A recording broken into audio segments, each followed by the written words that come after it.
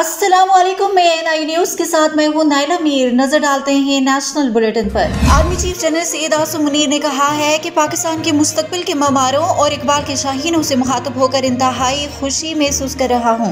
Army chief ने जिन्ना convention centre Islamabad में youth convention से एक इंतहाई मुदल्लिल और अहम खिताब किया। इस खिताब के दौरान कन्वेंशन सेंटर में मौजूद शुरा ने बहुत सारे अहम सवालात उठाए। आर्मी चीफ ने पाकिस्तान बनने के मुहरकात पर रोशनी डालते हुए इस बात को वाज़ेह किया कि पाकिस्तान की बुनियाद बड़े सगीर के मुसलमानों की मजमुई सोच की आकाश थी। बड़े सगीर के मुसलमानों को इस बात का यकीन था कि मजहब और इस्लामी तहजीब व तमद्दुन हिंदुओं से यकसर मुख्तलिफ है। इस इख्तिलाफ की वजह से दोनों कौमियतों का साथ रहना कतई मुमकिन नहीं। इस सोच के नतीजे में पाकिस्तान मारज़े वजूद में आया। आज का नौजवान हिंदू तसल्लुत से छुटकारा पाने के बाद मगरबी तहजीब की तरफ राग़िब होने का मुतमिल नहीं हो सकता। जब अल्लाह ताला ने हमारे दीन को दीन कामिल करार दिया तो हमें अपने दीन और इसकी तालीमात पर पूरा यकीन होना चाहिए। ये यकीन हमारी खुद एतमादी का महवर है। आर्मी चीफ ने सोशल मीडिया पर बढ़ते हुए प्रोपेगेंडे के बारे में ज़ाहिर ख्याल करते हुए इस बात पर जोर दिया कि हमारा मजहब हमें किसी भी बात पर यकीन करने से पहले तहकीक का हुक्म देता है। हमारे मुल्क के बारे में फैलाया जाने वाला झूठा प्रोपेगेंडा हमारे मुल्क को मुयस्सर अल्लाह ताला की नेमतों से रूगर्दानी है। हमें अपने मुल्क, इसकी अफरादी कुव्वत और इसमें मौजूद कुदरती वसाइल और सबसे बढ़कर अपनी कौमी शनाख्त पर एतमाद और फख्र होना चाहिए।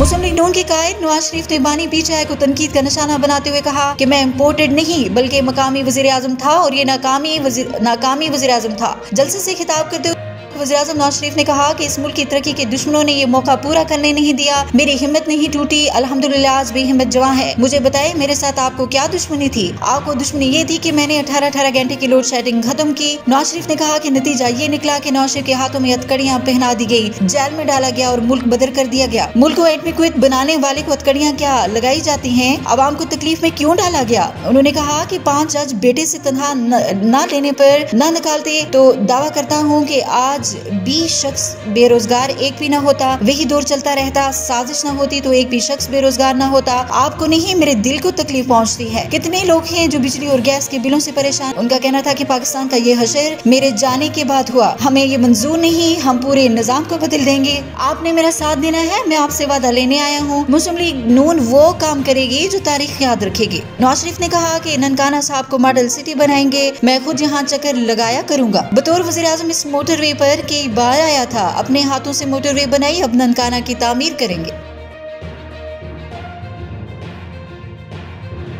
इस्लामाबाद हाई कोर्ट ने हुक्म इम्तना की दरखास्त पर डिप्टी कमिश्नर इस्लामाबाद का एमपी ऑर्डर जारी करने का अख्तियार आरजी तौर पर बहाल कर दिया। Chief justice Islamabad high court Aamir Farooq और जस्टिस तारिक महमूद जहांगीरी ने डिप्टी कमिश्नर इस्लामाबाद को एमपी ऑर्डर जारी करने से रोकने का सिंगल बेंच का फैसला मुअत्तल कर दिया। अदालत ने सिंगल बेंच के फैसले के खिलाफ चीफ कमिश्नर और दीगर की अपील पर फ्रीकेन को नोटिस जारी कर दिया। वाज़ेह रहे कि जस्टिस बाबर सितार ने DC इस्लामाबाद का एमपी जारी करने का अख्तियार गैर कानूनी करार दिया था। सिंगल बेंच के फैसले के खिलाफ चीफ कमिश्नर और सेक्रेटरी दाखिला ने इंट्रा कोर्ट अपील दायर की है।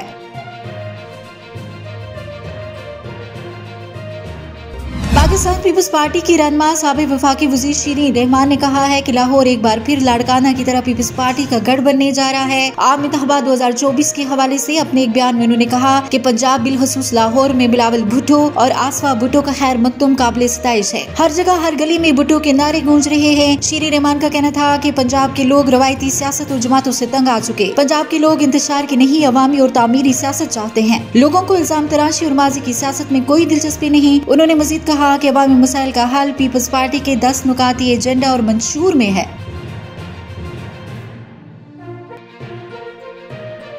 अब तक के लिए इतना ही। मजीद खबरों और अपडेट्स के लिए देखते रहें ANI न्यूज।